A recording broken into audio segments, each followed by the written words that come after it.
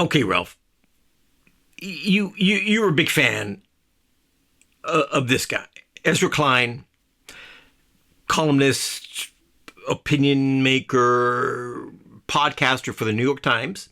Very famous, very successful, and very good. I've listened enough and I've read enough about him to know that he's very good. But there was just something about him. As soon as I tune in, as soon as I watch, a couple of minutes of him, that just grates on me. And and you kind of, you're kind of saying, I love this guy. What's your problem with this guy? You should be watching this guy. And it just drives me nuts. And I thought a lot about why that is, why I can't stand this guy. And of course, it's not just him. It's a certain kind of person. It's just the way, maybe it's self-confidence, but it's the way he sits there and assumes that he has some kind of authority. And he radiates this authority, which for a person speaking in public is, of course, really good. You should have that. I would like to have that. I'm jealous of him. I'm envious of this ability that he has, and a lot of other people. I'm just using him as one example because we talked about this, but plenty of other people out there that have the same kind of authority and the same kind of way of communicating that he has that just grates on my nerves. But it's more than just the authority. It's more than his success, which, I'd like to have that kind of success, right? It's more than, and it has nothing to do with that he is right often or intelligent and very good at what he does. Because I believe he's not, I don't think he is a populist like many podcasters on the left or on the right who are mainly about being on the left and the right and not actually about talking about real life. I think he's an honest guy. Okay. And a lot of these people are honest guys, but still they just grate on my nerves. And I thought a lot about it, and I watched some of these guys, and I thought, Eric, why do you hate these guys? I mean, I wouldn't punch him if I saw him on the street. Yeah, I'd ask for his autograph. I don't hate him in that way. It just grates on my nerves. And I realize that they represent a certain kind of society today that I distrust, that I think are very much pretentious and self-serving and arrogant and hypocritical.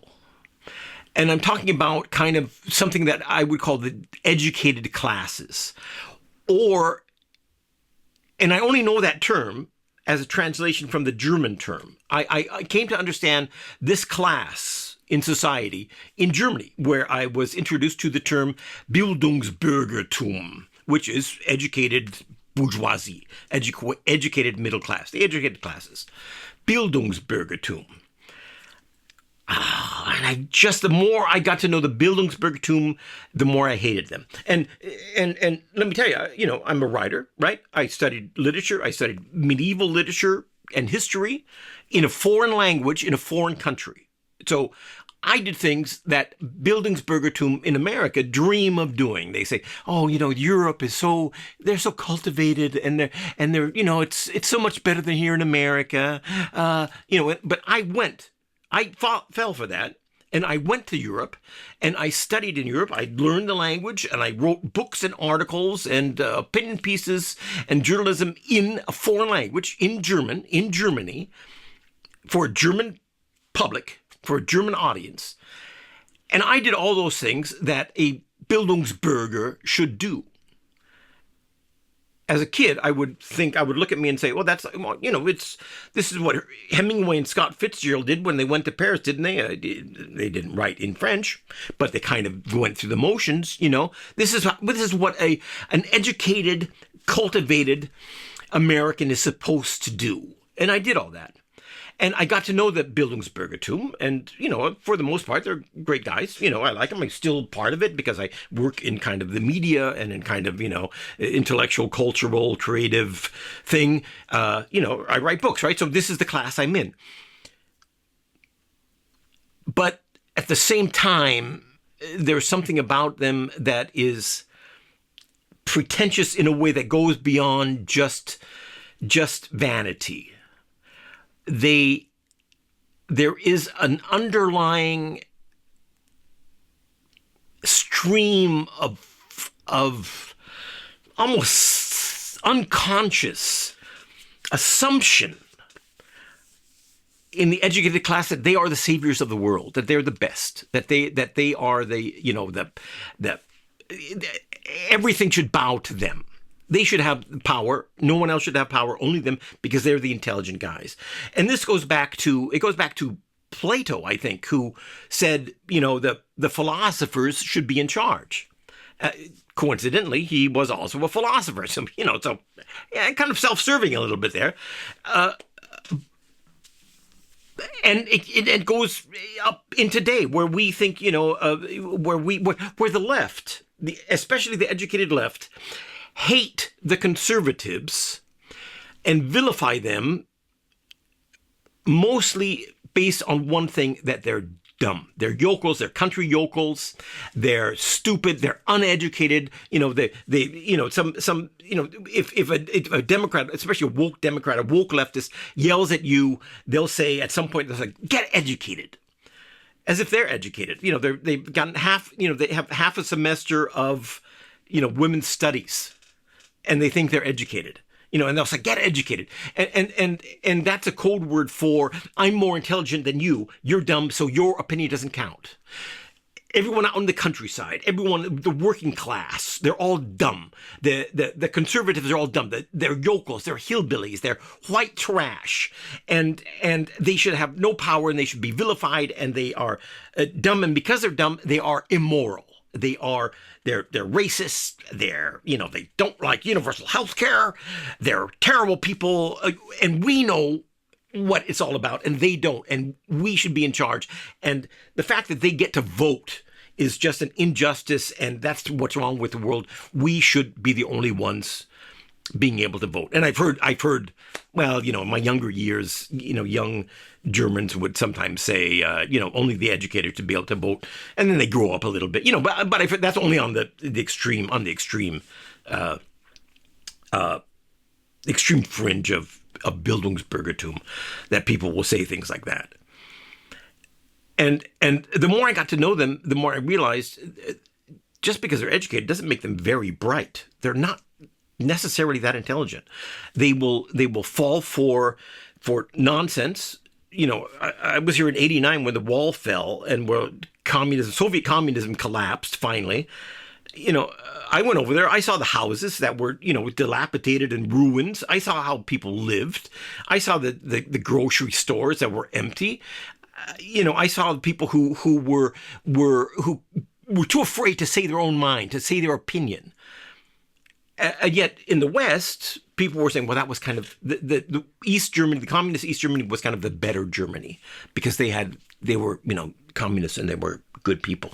And even today, the Bildungsbürger, the educated people here in Germany will defend communism, even though they saw what it was. They saw it fall and what it was really all about. They witnessed it, but they will say, "Oh well, they just didn't do it right. Now, I would do it right because I'm a genius." And then you ask them things, about how does it. How do these things work?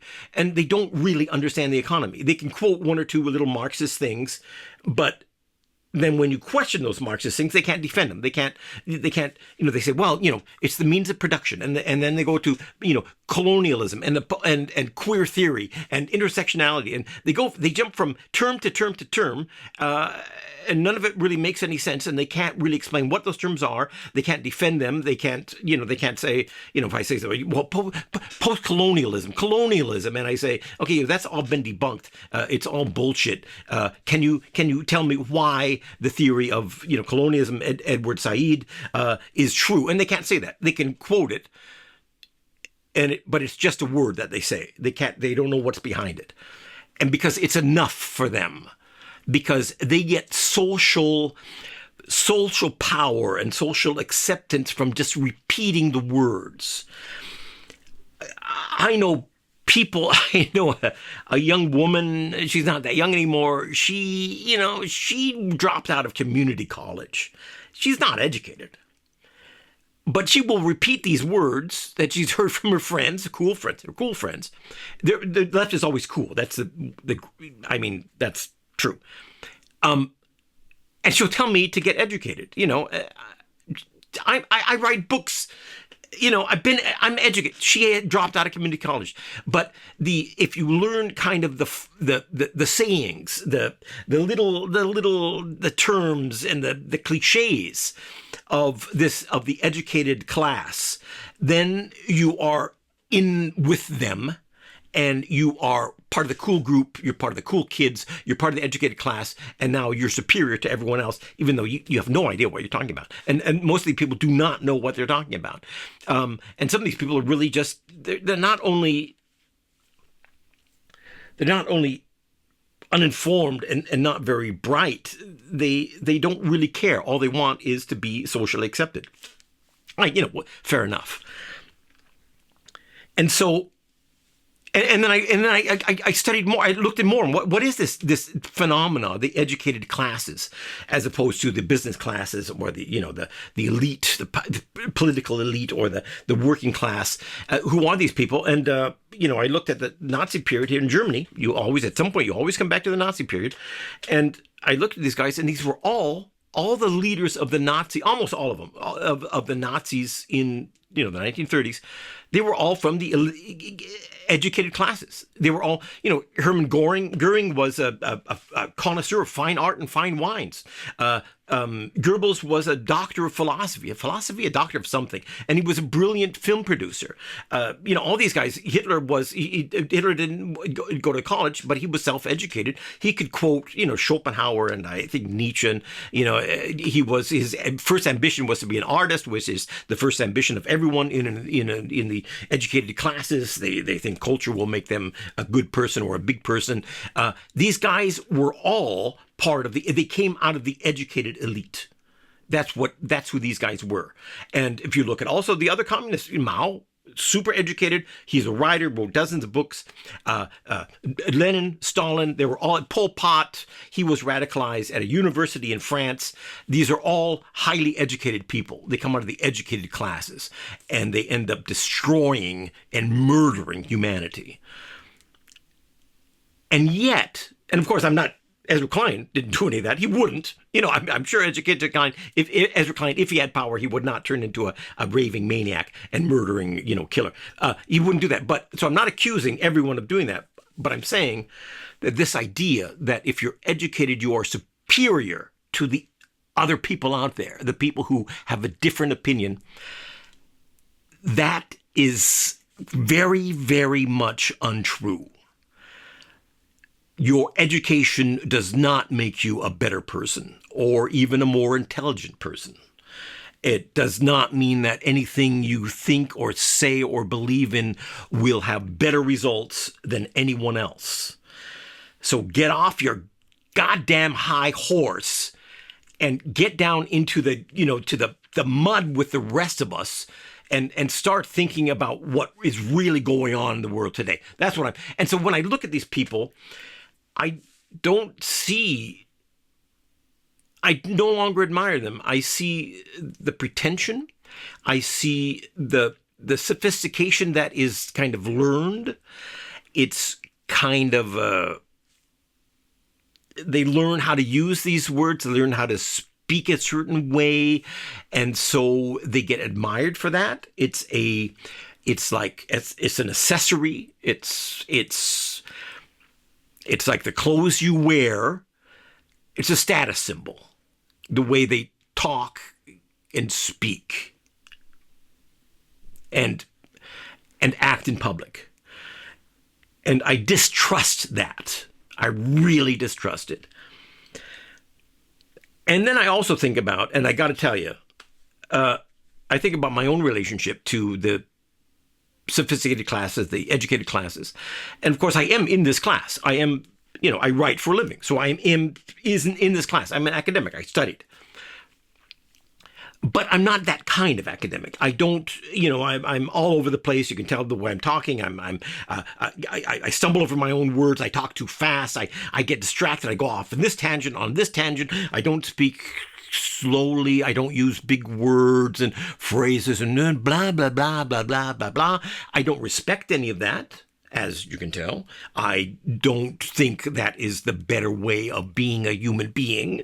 I don't think that makes you naturally intelligent. I look at all the intelligent discourse from the philosophers up to the political commentators today, and they're always talking about all kinds of, the different kinds of liberalism, classical liberalism, this kind of liberalism, blah, blah, blah, all these kind of different political terms and social terms and the classifications. And I'm thinking, this all really sounds intelligent, but what are you really saying? Are you saying anything that will, lower the grocery prices tomorrow? Are you saying anything that will make the world a better place? Are you saying anything that will, save, I don't know, 90% of liberal girls from having mental health issues or whatever it is? Are you doing that? No, you're not. You're just talking and you're using big words. And I look at that and I just think, oh, there's just some, you're not serving humanity, you're serving yourself. That's what I think when I see these people. And also, by the way, I got distracted from what I was going to say just a minute ago. I blame it on my ADHD, but who knows? Maybe I'm just that kind of guy. What I'm saying is that at the same time that I am part of this group and that I criticize this group, I will never be allowed to be really a part of the group. I will never be seen by the educated elite to be one of them. I talk too fast. I talk wrong. I don't take their bullshit seriously enough. Even though I've tried all my life to be a part of this class, and I've done everything that's necessary to be a part of that class, I will never be a part of that class. They will never let me in.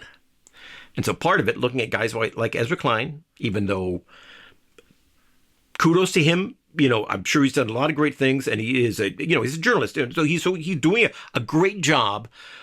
I look at him and it grates on me for what class he belongs to. And that class grates on me not only for its pretensions and its arrogance and its fake sophistication, but also because it won't let me in. Now, there you go. That's the truth of why that drives me nuts.